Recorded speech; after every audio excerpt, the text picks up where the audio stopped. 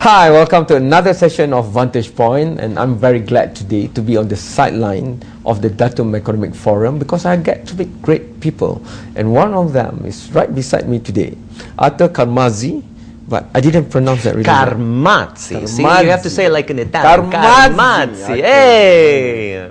So there you go, then you know what kind of person Arthur is already, but I'll just introduce to you the background because you have to know that he is an author, but he's also a motivational change leadership speaker.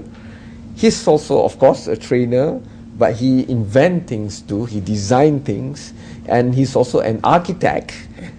But on top of all that, he has such a good heart that he's also a philanthropist. So you wear so many hats, but I'm going to peel those layers one by one. But I guess a lot of times people go and Google you for people in Southeast Asia.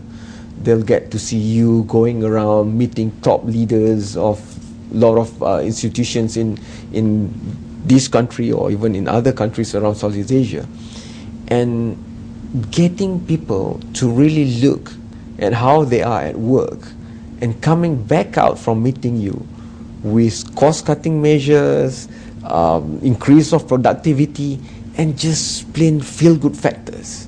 So if I can go to that part first, because somewhere in that website of yours, I read this line about this fat kid coming from a farm, which is called stupid in school. It pains me to say this on TV, but I want to give the full impact of what happened early on in your life and how transformed you are now, from not getting a date to 70% strike rate for any approach to any beautiful ladies. So please, the floor is yours. All right. Well, see, first of all, yes, I grew up a fat, stupid kid. That is correct. What happened, actually, I have a problem with my brain. I have ADHD, which basically means that I can't stand still and pay attention for very long periods of time. So remedial class. Yeah, so off I went to the special kids class, right? So anyway, the teacher in this class, Mrs. Kelly, she's so sweet, she's so caring, and you know, I got a lot of attention for being stupid. After a while, the school changed the rules. They said, before you can go to high school, you must have an algebra class. Okay. I'm thinking, oh my gosh, algebra? Isn't that math for smart kids? So, my gosh, how can I do that? But I had to go, so off I went. Well, so here I am in this algebra class. The first report card. Do you know what I got on my first report card? F! Fail! Of course I was a stupid kid. I was going to fail. And naturally, because, you know, even my parents, they were supportive. You know, don't worry about it. You know, you'll be fine, everything else. But, you know, the teacher, Mr. Backus, he used to wear this corduroy coat all the time, brown corduroy coat and blue jeans. And he had this kind of long hair and these big glasses and a very, very shiny bald head. And he sat down with me after this report card and he asked me some questions and he kind of gave me a little verbal test. And apparently, turns out that verbally, if he just gave me a small, simple problem, and I didn't have to write it down and show how I got it, I could actually come up with the answer. So he said, Arthur, would you like some extra credit? Of course. So he said, we're going to create a game. And in this game, we're going to put a problem on the board, and you and another student will compete to see who comes up with the answer the fastest. And so he did this. Every Friday he was going to have this competition, and then we would get to work with other students. So I was very good at this game, and when I would win, another student would come up and challenge me, and then I would win again. And after a while, people started to think I was smart. And they would come up to me and they would ask me, you know, for help with their homework, and I'm going, oh my gosh, no, I can't do that. I'm a stupid kid. I can't do that. I'd make up some excuse. But then one day, this very pretty young lady comes up to me and says, Arthur, can you help me with my homework? And I was like, yeah. And so I learned to be smart. But see, the thing is that was all at that time, Okay. I was a product of my environment. Okay. I didn't fit into the system, and because I didn't fit into the system, everybody is basically showing me how I am not capable of doing everything. And you know what? The problem is, I believed it. And I find a lot of that in organizations today. I mean, Okay.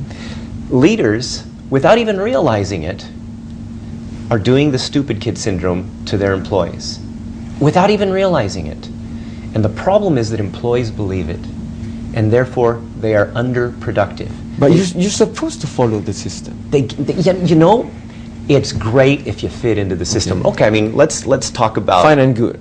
Yeah. I mean, okay, look at the Malaysian system. Okay, I'm not gonna Sure. say Understood. too much. Okay, Understood. but let's just say, okay, with the Malaysian system, you have to take certain tests. Okay. Once you take, if you pass certain tests, then you go on certain tracks. Yes. Okay, you get the fast track. Oh, I must be very smart. Well, that's great if you're good at taking tests.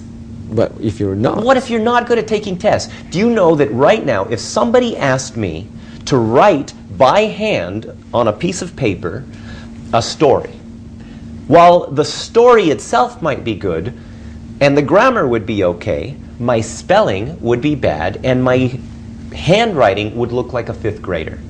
They would dismiss me as an idiot. okay. Okay? And yet, you know, I've written 2 out of 6 best-selling books.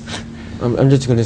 My producer, listen to this because they keep harping on my handwriting. Yeah. So now I feel you. I feel you. But You feel me, man? Okay. but to go against the system. It's not going against the system. Okay. We're not saying the system is How bad. do we survive that? We're not Let's say saying, me and you, we're not this, by the by, follow the rule kind of thing. We might have special abilities. You'll be seen as against the system and hence not valuable at all. well, okay. And this now comes back to the role of a leader. Okay. See, we've got the system, but the system is not necessarily the system everywhere. And here you go within, let's just say you're in a very large organization, all right? You may have the system that the big people at the top that nobody sees is disseminating down. Yes. But let's say you are on a team. Okay, and let's say within your team, well, you have the ability to communicate and deal with people. Okay. Now, maybe you don't fit into the system, and maybe within this team, you might be able to create your own environment. See, one of the things that we do is basically go into companies and change organizational culture. But organizational culture doesn't necessarily have to be across the entire organization. You can literally do it within teams, within departments. And individuals that don't fit in are the key people. In fact, if you actually think about it, more or less, not every, but more or less, the majority of every innovation that has changed the world has been people going against the system. Okay. I mean, if you think about it. Yes. Okay? Agreed. Because if you go with the system, you get the same stuff. You get the same results. You get the same levels of productivity. You get the same levels of people giving up and going, oh my gosh, why do I have to go to work today? Okay, instead of getting people to say, wow, it's Monday. That's so exciting. I can't wait to go to work. I can't wait to go to work. Yeah, that's that innovation. is really tragic. That's innovation. That is no, that's just not tragic.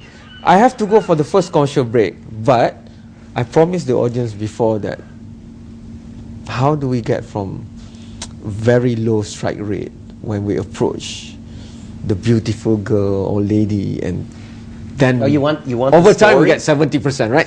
Before that, we have to go to a commercial break.